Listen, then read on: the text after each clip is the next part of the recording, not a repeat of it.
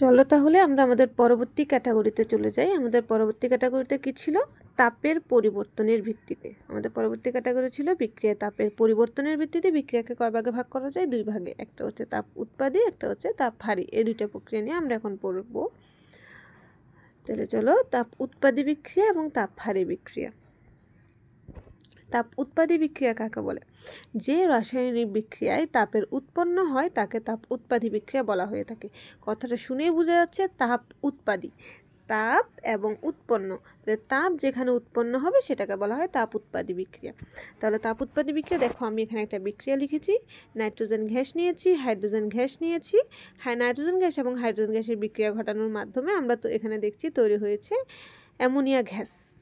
এই অ্যামোনিয়া গ্যাসটার সাথে এখানে দেখো আমি +92 জুল কিলোজুল +92 কিলোজুল একটা টপিক লিখেছি, যেটাকে বলা হয় তাপ। মানে এই যে নাইট্রোজেন এবং হাইড্রোজেন গ্যাসকে আমি বিক্রিয়া ঘটালাম, ঘটানোর ফলে আমার যেই অ্যামোনিয়া গ্যাসটা উৎপন্ন হলো, তাহলে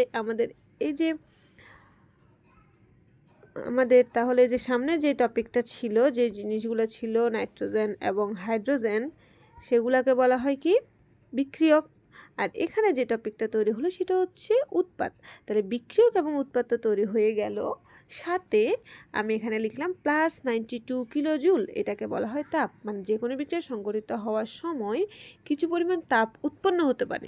নাইট্রোজেন এবং হাইড্রোজেন যখন পরস্পরের সাথে বিক্রিয়া করে NH3 মানে অ্যামোনিয়া গ্যাস তৈরি করছিল, তখন তাদের মধ্যে কিছু পরিমাণ তাপ উৎপন্ন হয়েছে, যেটাকে আমি +92 কিলোজুল আকারে বিক্রিয়ার মধ্যে রেখে দিয়েছি। তাহলে এই বিক্রিয়াটা সংঘটিত হওয়ার সময় তাপ উৎপন্ন হয়েছে, তাই এটাকে বলা হয় তাপ উৎপাদী বিক্রিয়া। আর এখানে দেখেন, এখানে আমি ফেরাস এবং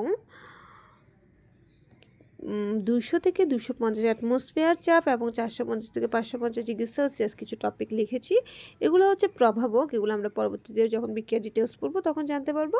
এটা হচ্ছে বিক্রিয়াটা ঘটানোর সময় ফেরাস চূর্ণ প্রভাবকের সাহায্য লাগে। তাহলে আমাদের মূল কথাটা হচ্ছে তাপ উৎপাদী বিক্রিয়া, যে বিক্রিয়া হচ্ছে তাপটা উৎপন্ন হয়। তাহলে এই বিক্রিয়ায় তাপ উৎপন্ন হয় সেটা আমি বুঝবো কেমনে? এই যে +92 দিয়ে জিনিসটা লেখা থাকবে, এই হচ্ছে টপিক।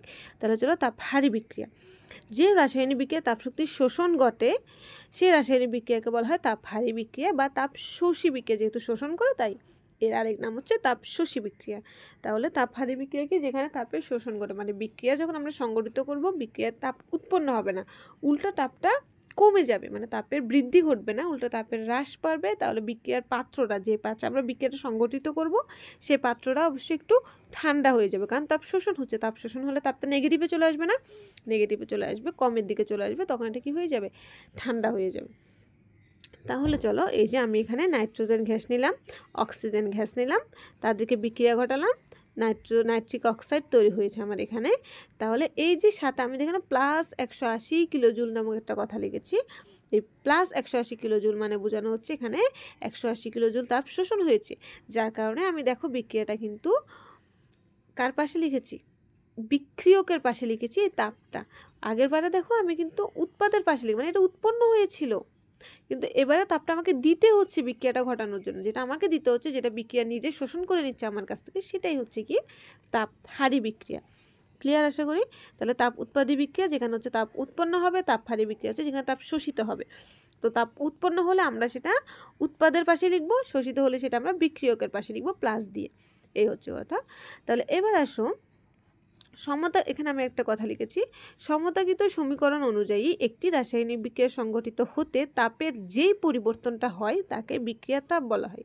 আচ্ছা, বিক্রিয়ার তাপ জিনিসটা হচ্ছে যেটা উৎপন্ন তাপ বা শোষিত তাপটাকে বোঝানো হচ্ছে, তবে সেটা অবশ্যই সমতাকৃত বিক্রিয়া হতে হবে। তাহলে দেখো বিক্রিয়াটা এখানে আমি 3, এখানে 2 দিয়ে বিক্রিয়াটা সমতাকরণ করলাম না, এই যে এখানে 2 দিলাম না, এই যে সমতাকরণ টপিকটা আমরা আশা করি এর আগের চ্যাপ্টারে পড়ে এসেছি। তাহলে এই সমতাকরণ করা শেষে যদি আমরা তাপ শক্তিটা লিখতে চাই, মানে বিক্রিয়াটা সমতাকরণ করার পরে যদি আমি চাই যে তাপ যতটুকু উৎপন্ন হয়েছে বা যতটুকু শোষিত হয়েছে সেটা লিখতে, তখন আমরা লিখতে পারি ∆H দিয়ে। তখন আমাদেরকে আর প্লাস দিয়ে লিখতে হবে না, আমরা তখন ∆H দিয়ে তাকে আলাদা করে প্রকাশ করতে পারি, যেটাকে বলে বিক্রিয়া তাপ। তাহলে এটাকে কী দিয়ে প্রকাশ করা হয়? ∆H দিয়ে প্রকাশ করা হয়। তাহলে দেখো ∆H এর মানটা যদি আমি পজিটিভ দিই, তাহলে আমাকে বুঝে নিতে হবে সেটা হচ্ছে তাপ হারি বিক্রিয়া। ∆H এর মান যদি আমি নেগেটিভ দিই, তখন সেটা আমাকে বুঝে নিতে হবে সেটা তাপ উৎপাদী বিক্রিয়া। তাহলে এই যে আমার প্রথম বিক্রিয়াটা যেটা ছিল, সেটা কি ছিল? এটা তাপ উৎপাদী বিক্রিয়া ছিল না। তা আমি যদি এখানে +92 কিলোজুল লিখতে না চাই তাহলে আমাকে কীভাবে লিখতে হবে? তাহলে আমাকে লিখতে হবে পাশে কমা দিয়ে, এখানে একটা কমা দিব, কমা দিয়ে লিখতে হবে ডেল এইচ ইকুয়াল কত আমাদের, যেহেতু এটা তাপ উৎপাদী বিক্রিয়া, আমি একটু আগে বলেছি তাপ উৎপাদী বিক্রিয়ার আগে মাইনাস দিতে হবে, তাহলে দেবো -92 কিলোজুল। তাহলে এই হচ্ছে আমাদের তাপ বিক্রিয়ার তাপ। একইভাবে যদি আমি তাপ হারি বিক্রিয়াতে লিখতে চাই তাহলে আমাকে এখানে আমরা এটা লিখতে পারবো না, সেটার জায়গায় আমাকে লিখতে হবে কি ডেল এইচ ইকুয়াল +180 কিলোজুল। আশা করি জিনিসটা আপনারা বুঝতে পেরেছেন এবার। তাহলে তাপ ডেল এইচ যদি আমি ইউজ করি বিক্রিয়াতে তাহলে আমাকে আর প্লাস মাইনাস এখানে এভাবে লিখতে হবে না, আমি জাস্ট বিক্রিয়ার শেষে কমা দিয়ে এভাবে লাইনটা লিখে দিতে পারবো। সেটা যদি উৎপাদী হয় তাহলে আমি নেগেটিভ চিহ্ন ইউজ করবো, আর হারি হলে সেখানে আমি পজিটিভ চিহ্ন ইউজ করবো। আশা করি বুঝতে পেরেছেন। তাহলে আমরা বিক্রিয়া তাপের উৎপন্নের ভিত্তিতে বিক্রিয়াকে কয় ভাগে ভাগ করলাম? 2 ভাগে ভাগ করলাম। একটা তাপ উৎপাদী বিক্রিয়া, একটা তাপ হারি বিক্রিয়া। তাপ হারি বিক্রিয়া তাপ উৎপন্ন হয়, তাপ হারি বিক্রিয়া তাপ শোষিত হয়। তাপ উৎপাদী বিক্রিয়ার ক্ষেত্রে আমরা বিক্রিয়কের সাথে প্লাস করে লিখব, তাপ হারি বিক্রিয়ার ক্ষেত্রে আমরা তাপ উৎপাদী বিক্রিয়ার ক্ষেত্রে আমরা উৎপাদের সাথে প্লাস আকারে লিখব, তাপ হারি বিক্রিয়ার ক্ষেত্রে আমরা বিক্রিয়কের সাথে প্লাস আকারে লিখব।